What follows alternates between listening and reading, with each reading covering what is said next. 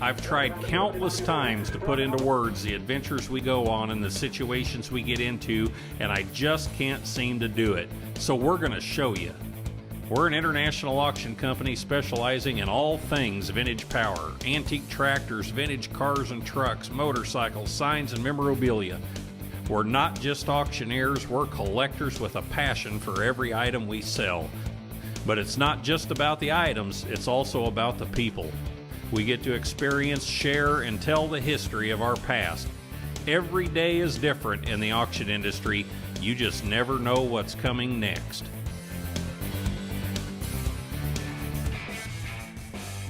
This time, we travel to the 2022 Gathering of the Green in Davenport, Iowa, where Roger gets a special delivery and Brian takes a close look at a beautiful original John Deere Model D. Plus, we take you on the farm toy adventure of a lifetime. The Pre-30 auction has so much more than antique tractors. There's gas engines, vintage vehicles, signs, tractor parts, implements, and memorabilia. One piece of memorabilia was delivered to the 2022 Gathering of the Green in Davenport, Iowa. It was a gold statue with an interesting history with the John Deere Company.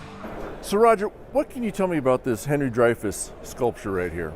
Well, actually it was consigned. A guy brought it to me and wants us to put it on our Pre-30 auction. I know Henry Dreyfuss and Associates started with John Deere in the mid-30s.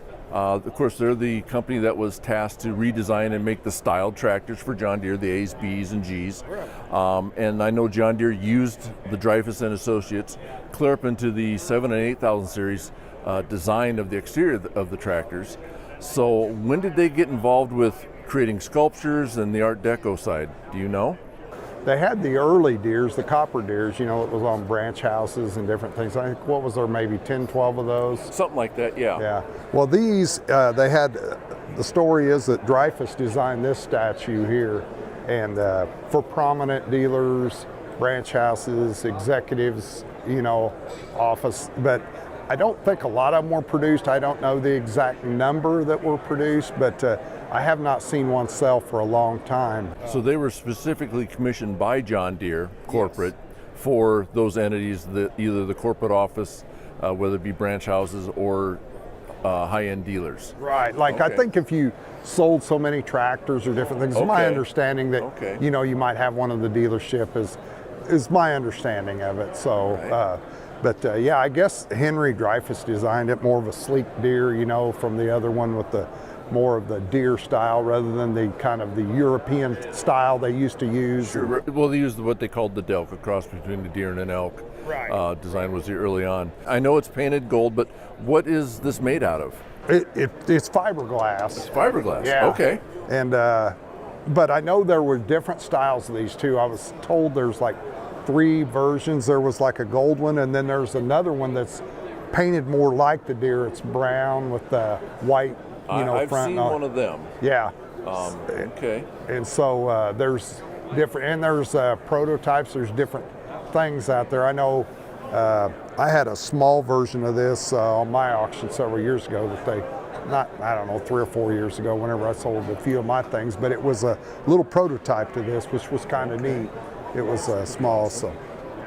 But that's about all I really know about them. Era, I'd say 40s, 50s, but I'm going to research that a little more. Well, fiberglass is very popular in mid-50s, so it makes sense. Yeah. It makes sense, exactly. Okay. So yeah, but I mean, it's just more of a sleek and has the leaping deer, still incorporated the log, you know, and so it's a really neat piece of John Deere history, in my opinion. I mean, it would be really cool if you had, you know, your tractors lined up in your shed and this sitting in the center of it. Oh, it'd be a fantastic centerpiece. Oh, wouldn't it though? It'd be a great centerpiece for anybody's collection. What year did Henry Dreyfuss pass, you said? It was the early 70s. It was, yeah, I mean, and then the corporation went on, Henry Dreyfuss and Associates, after his death. And like I said, the Deere used them clear up into the 7 and 8000 series designs, was the last input they had in the design characteristics of the tractor. After that, it was of course taken over by Deere. So quite a long run for a company to be associated with John Deere. Yeah, it really is. And you know, another little funny story just to throw in there, but a friend of mine was passing through earlier And he had one of these, I guess, that was sitting on top of a local dealership, and he was able to purchase it. But did you hear that story too? Where I did. It had an arrow through it, so some guy come through and shot it with his bow, I guess, and the arrow was still stuck in it when he bought it. But I thought that was pretty funny. That is pretty interesting. There's no doubt about it. Things people do. And he looked at me and he told me, he said, yeah, he said, I sold it too cheap. I said, you should have left the arrow in it. Exactly. Talk about character. Yeah, so I thought that was kind of a neat story. So.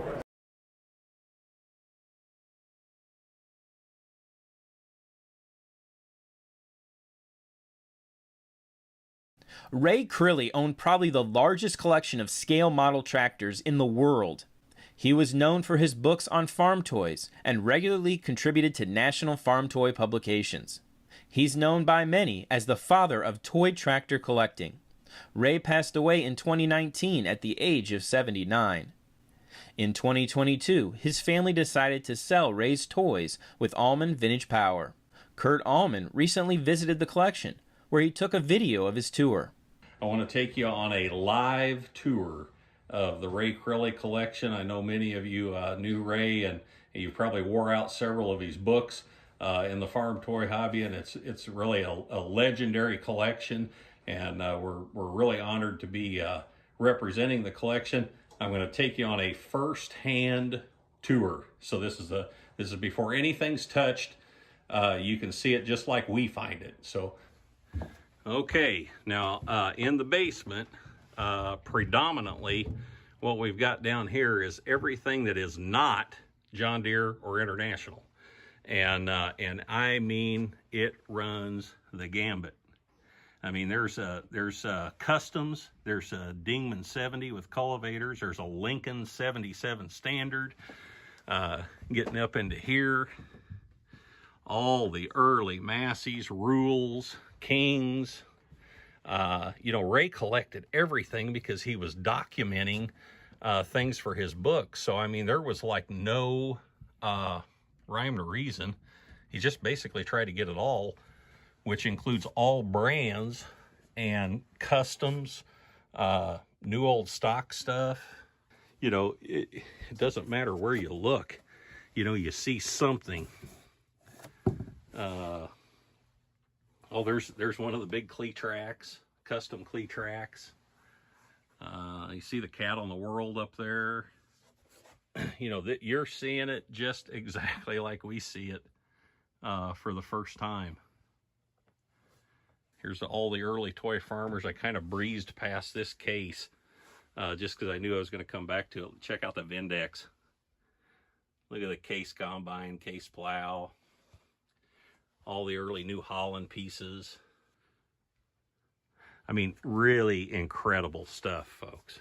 And it is slammed in. I mean, slammed in. Somewhere between 20 and 30,000 toys, probably.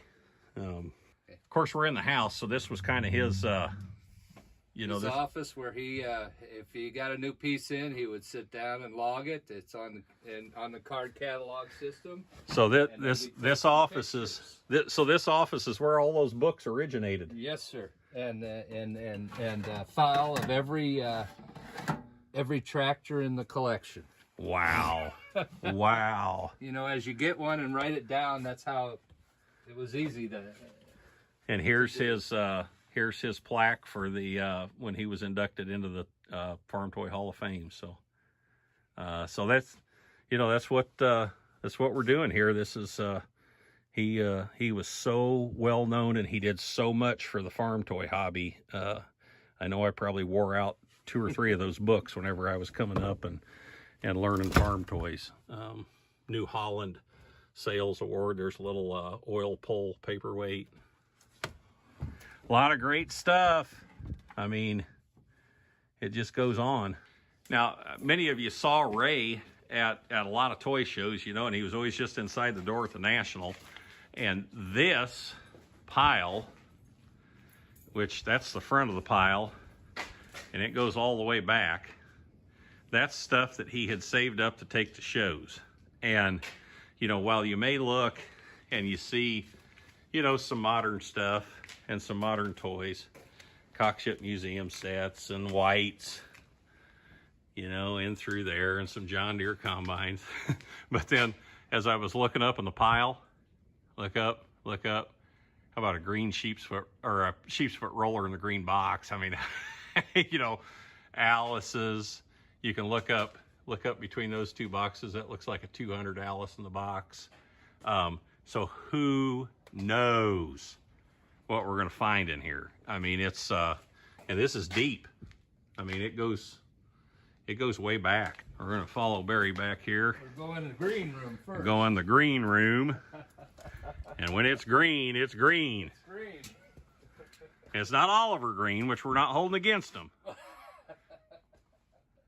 But holy Moses, look at the John Deere. And there is everything in here. You know, I think Ray's first book came out in like 1984, maybe something like that. So I mean, he was so early, you know, into the hobby, but he never stopped. They said even he got a few shipments of toys in after he had passed away. So you know, he was a scholar and a historian. So you know, you start looking through everything, and you know, he's got a case of 50s stuff down there, and then you know, then he's got modern stuff that, you know, just came out, and everything in between. I thought this showcase was cool. Check this out. That's all Argentinian Cygamec toys. I mean, how nuts is that?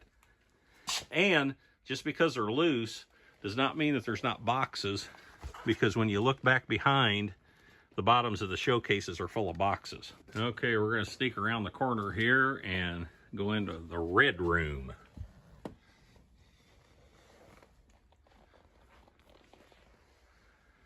And again, you know, it's kind of like the what he called the green room over there. This is all International Harvester toys, and it will run from arcade up through stuff that's a couple of years old. You know, check out this showcase. You know, and there's some, you know, he was probably the guy that was the most knowledgeable on European toys. So there's a lot of French pieces, you know, the French Jeff pieces, and boxed, you know, up to Ertl toys. There's ice cream box, blue box, bubble box. Let's see. Oh, there's case in here too. Hang on, let me back up and I'll kind of get the wall here. So a lot of that is, you know, newer or later production spec cast and Ertl, but you know, then you get into blue box, 2+2s, 66 series down there on the bottom. And then you go and you got modern spec cast, and then boom, you know, you got a 560 bubble right there. White plastic wheels. That's a good one. That's a rare variation. Kind of the more common stuff. And then you go to Stars and Stripes. And then you go 1270 no cab, 1070 no cab, 1270s. All of Ray's sheds were climate controlled, so that huge help in preserving things. Golden Demos, Black Knights, Dingmans. Every time we walk back through, we see more stuff. So, like, I miss the Scouts. Hey, keep an eye on the website, and you know, we're going to have more details. The auctions will start in the fall. Probably. We got a big job to get everything packed up and moved back to our facility. So, and we've got a brand new showroom at our facility. So, you know, as the auctions come up, you are more than welcome to drop by anytime and take a look at things. We've got it set up so everything can be displayed at all times.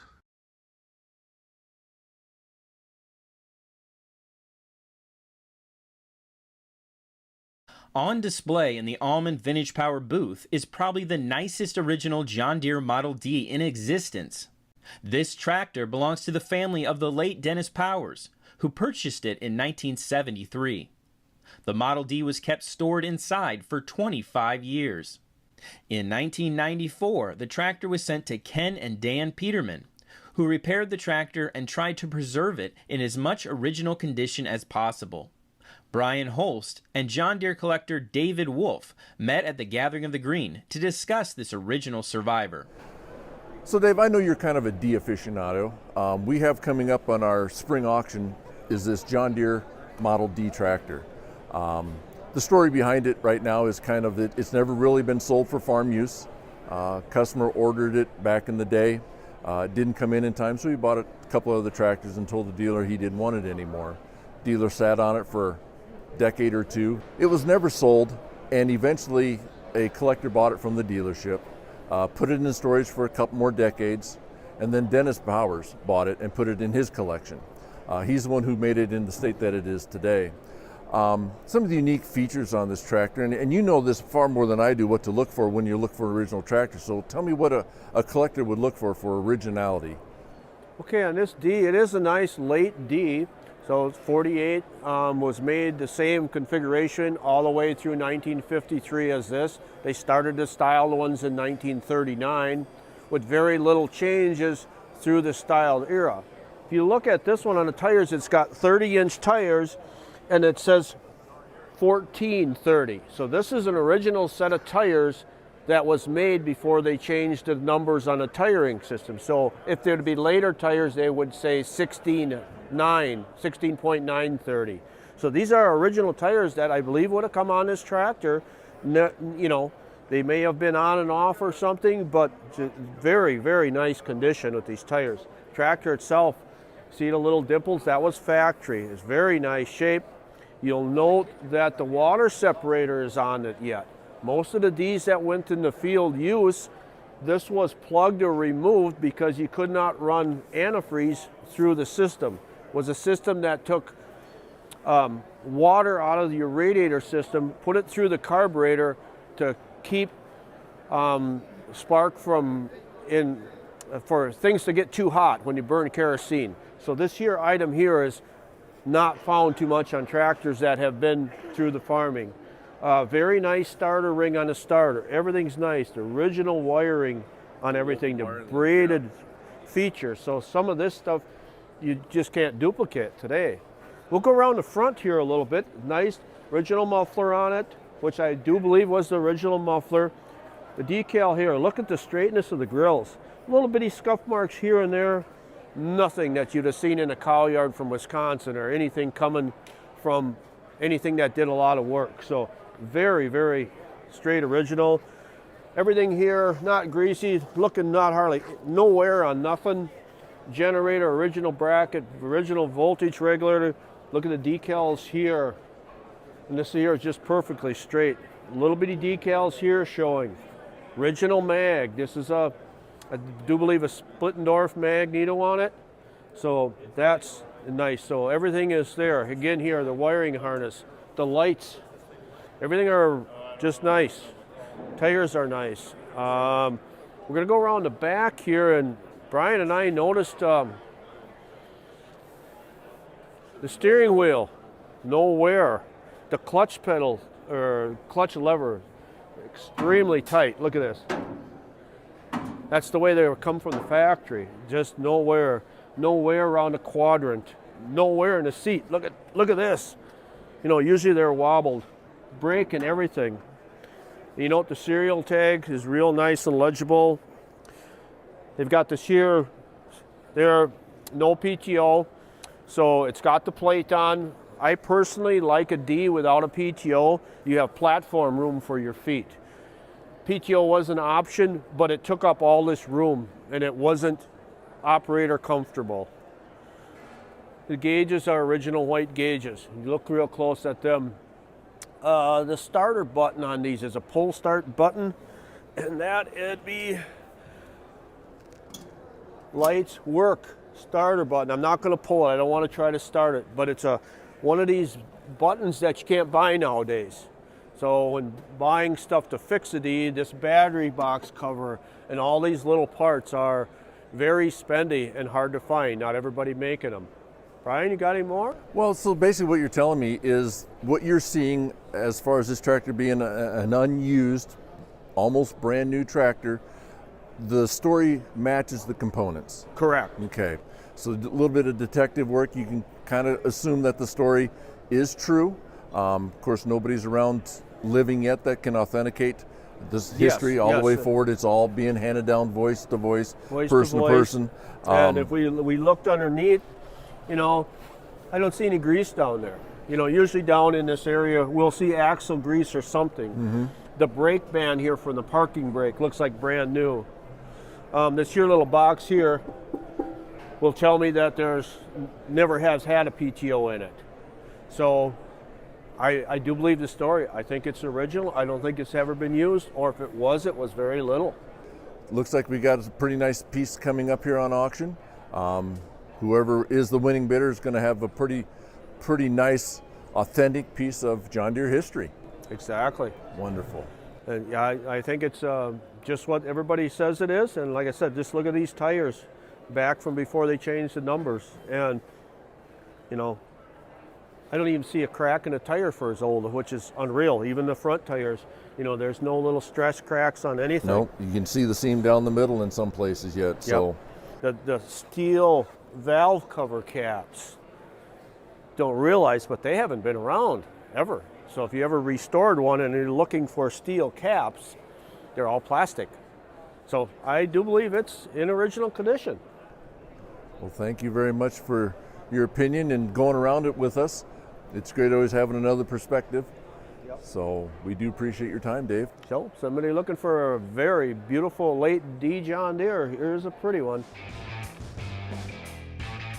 This tractor sells on the 2022 Spring Consignment Auction.